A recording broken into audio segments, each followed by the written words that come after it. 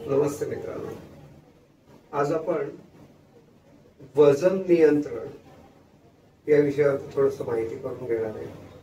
मी वैद्य उदय कुलकर्णी तुम्हाला आयुर्वेद आणि त्याच्या जोडीलाच आपल्या खाण्यापिण्याच्या काही सवयी बदलणं, थोडेसे व्यायाम आणि त्याच्याबरोबर वैद्यकशास्त्राचा उपयोग करून हल्ली ज्याला मेटाबॉलिक डिसऑर्डर म्हटलं जातं, याच्यामध्ये डायबिटीज, तर मधुमेह म्हटलं जातं, किंवा हृदयविकार आहेत, ब्लड प्रेशर वाढलेलं असतं, बऱ्याच जणांचं वजन वाढत चालतं, काही जणांना थायरॉइडचे त्रास असतात. या सगळ्यांना उपयोगी पडेल असं काहीतरी की जे सहजपणाने करता येणार आहे आणि जे प्रत्येकाने करायला पाहिजे, म्हणजे मग त्यांना त्यांचं आयुष्य हे जास्त चांगल्या पद्धतीने जगता येईल. आणि हे कोणीही करू शकतो. कसं करायचं हे आपल्याला आज बघून घ्यायचंय. आणि त्याबरोबर का करायला पाहिजे, केलं नाही तर काय होईल याही शंका असतात. केलं नाही तर काय होईल सगळ्यांना माहिती आहे. जर हृदयाशी संबंधित असणाऱ्या वाहिन्यांच्यावरती जसं एखाद्या छोट्याशा नळीला आतून गंज चढत गेला की त्याच्यातला प्रवाह जो आहे तो स्लो होतो, तो प्रवाह नीटपणाने पोहोचत नाही, मग हार्ट अटॅक येऊ शकतो. हार्ट अटॅकमुळे त्याच्यातनं होणारे विकनेसेस, एखाद्याला त्याच्यामुळे रक्तदाब वाढतो, ते रक्तदाब वाढलं की त्याची औषधं घ्यायला लागतात.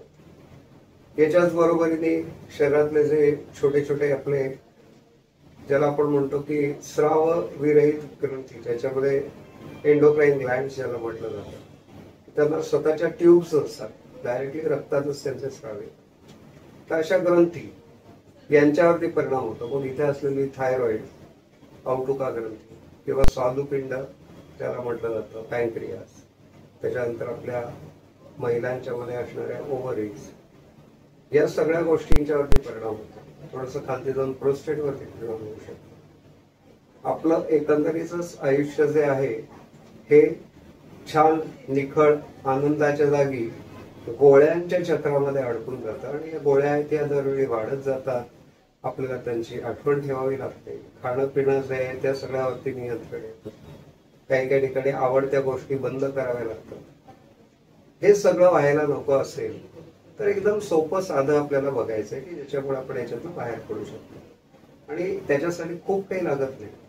एक म्हणजे सातत्य. जे काही मला करायचंय त्याच्यामध्ये मला सातत्य ठेवायला पाहिजे. ज्यावेळी मी सातत्य ठेवीन तर त्या सातत्यामुळे मला ती गोष्ट नियमितपणाने करत जाईल, तसं मला त्याचा फायदा मिळणार. सातत्याचा दुसरा अर्थ आहे नियमितता. मी जर समजा दररोजच्या दररोज ठराविक वेळी खायचं ठरवलं, ठराविक प्रमाणात खायचं ठरवलं, तर मला त्याचा परिणाम, मला त्याचा आनंद घेता येणार आहे. दुसरा भाग त्याच्यातला जो आहे तो म्हणजे नियंत्रण. मला काही गोष्टींच्या वरती नियंत्रण ठेवलंच पाहिजे. सगळ्यात महत्वाचं म्हणजे त्याच्यामध्ये येतं मनावरती नियंत्रण. समोर आपल्याला एक छानपैकी सगळं आहार आणि हा सगळं आलेला आहे आणि तो आपल्याला घ्यायचा आहे, तर त्यावेळी एक साधं आहाराचं तत्व असं आहे की मनाला मारून काही करायचं नाही. मला एखाद्याने सांगितलंय मधुमेह म्हणून तुला गोड खाणं पूर्ण बंद करायचं. आयुर्वेद थोडा वेगळा कसा आहे ते बघा. तर जर समजा अशा वेळी एखाद्याला सांगितलं की तुला आयुर्वेदाप्रमाणे आहार नियम पाळायचे आणि त्याला गोड जर समजा एखाद्याला सांगितलं आणि दुसऱ्याने मन समारायचं नाहीये, मग त्यावेळी काय करायला लागतं आपल्याला, मनाचा विचार करून. त्याला जर समजा आंबा, आता ज्यावेळी आंब्याचा सीझन असतो त्यावेळी आंबा, त्याला सांगायचं की तुला आंबा खायचा आहे ना, तू थोडीशीच फोड आणि ते फोड आहे ते असे छोटे छोटे तुकडे कर. आणि ते छोटे तुकडे करून त्याने जर समजा आंब्याची एक फोड आहे ती अशा आनंदात खायची आहे की दुसरं त्याने अख्खीच्या अख्खा पेटीवरच आंबा खाल्ला, तर त्याला मिळणारी साखर जी आहे त्याच्यातनं, हे साखर आहे त्याचं नियंत्रण होत नाही, म्हणून तर आपल्याला गोळ्या वगैरे घ्याव्या लागतात. तर त्याचं प्रमाण आपल्याला आंबा खाल्ल्याचं समाधान मिळतं, त्यामुळे मन राखलं जातं. खाल्लेल्या जे आपण त्याचं प्रमाण आहे ते खूप नसल्यामुळे त्याची साखर नियंत्रणात राहते आणि त्यामुळे त्याला गोळ्यांचं प्रमाण वाढवावं लागत नाही आणि मन चांगलं राहिल्यानंतर त्याला आयुष्यामध्ये आनंद वाटतो. नाही तर एवढं सगळं चांगलं आहे पण मला खाण्यापिण्यावरती एवढं नियंत्रण आहे, असा प्रकार होत नाही. म्हणजे आयुर्वेदाचा विचार करून आपण हे नियंत्रण जर समजा आणलं, बॅलन्स करायला शिकायचं. आणि बॅलन्स करणं मग ते लाईफ वर्क बॅलन्स असू दे नाहीतर फूड बॅलन्स असू दे. मग काही जण म्हणतात की तुम्ही कार्बोहायड्रेट्स, प्रोटीन्स, फॅट असा विचार आयुर्वेदात करता का? तर आयुर्वेदाचा विचार आहे तो षडरसात्मक आहार असा आहे. म्हणजे तुमच्या अन्नामध्ये थोडंसं गोडसं पाहिजे, थोडंसं आंबट, तिखट, खारट, तुरट हे सगळे रस जसे आपल्याला या ठिकाणी पाहिजे तर त्यांचं प्रमाण सातत्याने आपल्याला राखण्यासाठी आपल्याला प्रयत्न करायचा असतो. आणि त्याच्याच बरोबरीने मग आपण थोडासा विचार करायचा झाला याच्यामध्ये काय काय मी खाऊ शकतोय काय नाही. घरातलं काही जण म्हणतात मी तर पूर्णतः फक्त शाकाहारी आहे, कोण म्हणतात की मी वेगन आहे, मी तर त्या ठिकाणी अजिबात कशालाच काही हात लावत नाही. दुसरा म्हणतो मला आयुष्यभरात आणि आमच्या पिढ्यानपिढ्या आमच्या घरामध्ये मांसाहाराशिवाय जेवणच होत नाही, त्याचा विचार करावा लागतो. मग या सगळ्याचा बॅलन्स आपल्याला कसा करायचा आहे ते आपण थोडक्यात बघू. कारण आपल्याला त्याचा बॅलन्स जर करता आला तर तुमच्या समोर काय तयार केलं जातं हे सगळं तुम्ही वापरू शकता. आता दुसऱ्या बाजूला आपण जर समजा बघायचं झालं तर आपण या ठिकाणी बघू शकतो की आहार म्हटल्यानंतर तुमच्याकडे येतात एक बाजूने भाज्या, दुसऱ्या बाजूने दुधाचे पदार्थ, तिसऱ्या बाजूने तुम्ही घेत असलेली पोळी, भाकरी, भात यासारखा ज्याला आपण स्टेपल फूड म्हणतो. याच्याच बाजूला तोंडी लावण्यासाठी आपण चटणी लोणची घेतो, फळं घेतो, फळभाज्या असतात,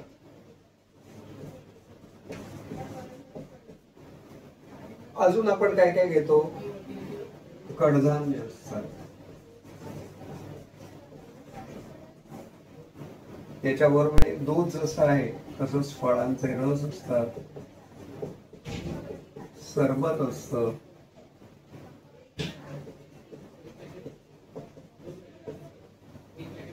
या सगळ्या गोष्टी ज्या आहेत याच्या वेळी आपण घेत असतो. कंदपोळं घेतो, त्याच्याबरोबर फळभाज्या घेतो, त्याच्याबरोबर आपण शेंगा घेतो. हे सगळंच्या सगळं ज्यावेळी घेतो त्यावेळी आपला आहार जो आहे तो वेगवेगळ्या आपल्याला टेस्ट देत असतो. म्हणजे जरा घरचं जेवण. काही जण म्हणतात की अरे या सगळ्यांच्या जोडीलाच मला बाहेरचा ब्रेड आहे, पिझ्झा आहे, मला त्या ठिकाणी वेगवेगळ्या प्रकारच्या मिठाई आहे. या सगळ्यांचं प्रमाण तुम्ही जर समजा बघितलं असेल तर तुम्ही अगदी साधी गोष्ट जर बघितली तर हे कधीतरी घेण्याचे पदार्थ आहेत. म्हणजे जिलब्या काय आपण दर दिवशी खात नाही, श्रीखंड आपण काही दर दिवशी खात नाही. आपण त्या ठिकाणी बासुंदी झालं, रबडी झालं, पनीर झालं, या सगळ्या काही गोष्टी दर दिवशीच्या नाहीत. आठवड्यातनं एखाद्या वेळी घेण्याच्या गोष्टी आहेत त्या आठवड्यातनं एखाद्या वेळेस ठेवायच्या. पण त्याच्याबरोबर भाज्या झालं, कडधान्य झालं, पोळी, भात, भाकरी, यातलं भाकरीला हल्ली महत्व जास्त आलेलं आहे. मिलेट्सच्या वेगवेगळ्या प्रकारचे आहेत, त्याच्यामध्ये पोळीचा सुद्धा बऱ्याच जणांना त्रास होतो. भात आहे तोही काही जण म्हणतात की आम्ही काही त्या ठिकाणी एवढा भात खाऊ शकत नाही, आणि काही जण म्हणतात की भाताशिवाय चालत नाही. त्यामुळे हा तुमचा भाग जो आहे तो आपल्या जेवणातला साधारणतः 50% भाग असतो. त्याच्या बरोबरीने चटणी लोणचं आपण म्हणू शकतो की 5 किंवा 10% आहे.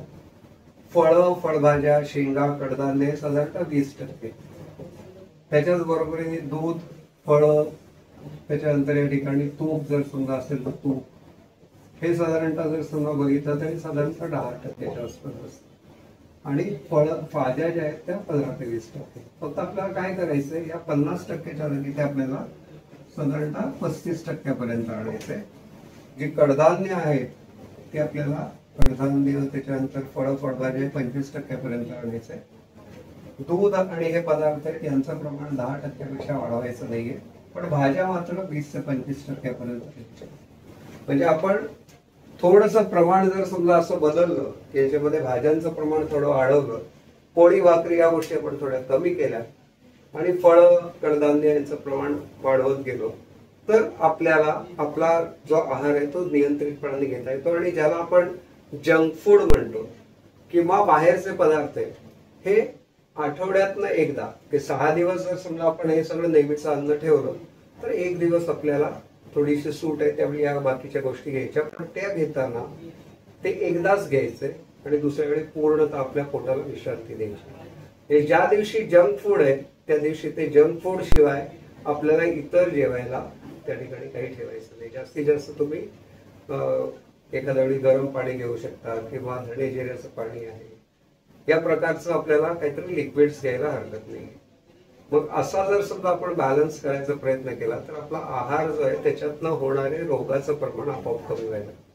त्याच्यामुळे तुमच्या आहारामध्ये असलेले प्रिझर्वेटिव्ह, त्याच्यामध्ये असलेले वेगवेगळ्या इतर जे घटक की जे आपल्या शरीरावरती त्रास देऊ शकतात, हे आपण त्या ठिकाणी कमी प्रमाणात शरीरात जाऊ देतो आणि त्याच्यामुळे होणारे त्रासही आपल्याला अडवता येतात. हे जर समजा आपण ग्रॉसली फॉलो केलं तर आपल्याला मेटाबॉलिक डिसऑर्डर्स आणि त्याच्यातनं होणारी वजन वाढ जी आहे त्याच्यासाठी प्रतिकाराला सुरुवात करता येते.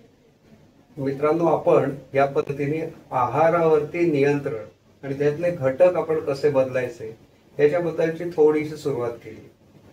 याच्याच पुढच्या भागामध्ये आपण यांना जोडीला व्यायाम जे करायचे त्यांच्याबद्दलही बघणार आहे. आणि नियमितपणाने मेटाबॉलिक डिसऑर्डरशी जर फाईट करायची असेल, वजन कमी करायचं असेल, तर साधारणतः आपलं अन्नाचं प्रमाण जे आहे ते 2 वेळा जेवण याच्यावरती आपल्याला आणायचं आहे. 2 वेळा जेवण म्हणजे 3 ते 4 वेळा लिक्विड्स. आता ही लिक्विड्स कुठली घ्यायची आहेत, 2 वेळा जेवणच का, 1 वेळा का नको, हे आपल्याला बघायचंय. नॉर्मली आपण बघतो की जर आपण 4 वेळा जेवत असलो, 4च्या ऐवजी आपण 3 वेळा किंवा 2 वेळा केलं तर आपोआपच वजन कमी व्हायला मदत होते. म्हणजे एखाद्याला कुठलाही वेगळा उपाय न करता जर समजा एक जण सकाळचं न्याहारी, दुपारचं जेवण, रात्रीचं जेवण असं घेत असला, त्यातलं एक जेवण स्किप करून तिथे त्यांनी लिक्विड सुरू केली तरी त्याचं वजन महिन्याभरात 2 ते 3 किलोनी कमी होतं. याच्यात काही रॉकेट सायन्स नाही, एवढं सोपं आहे. पण आपल्याला या सोप्याचं सातत्य ठेवायला पाहिजे, मनावरती नियंत्रण ठेवलं पाहिजे. आणि या सातत्य नियंत्रणाच्या बरोबरीने थोडासा जर समजा आपण हा वैद्यकीय आधार घेतला तर बरेचसे आपले त्रास जे आहेत हे आपण डॉक्टर पर्यंत न जाता सुद्धा लवकरात लवकर कंट्रोल आणू शकतो. सो पुढच्या भागात आपण आपल्या आहाराचं कशा पद्धतीने नियोजन करायचंय, याच्याच बरोबर आहार कसा बनवायचा आणि व्यायाम या सगळ्यांच्या बद्दल बघणार आहोत. पाहत राहा. नमस्कार.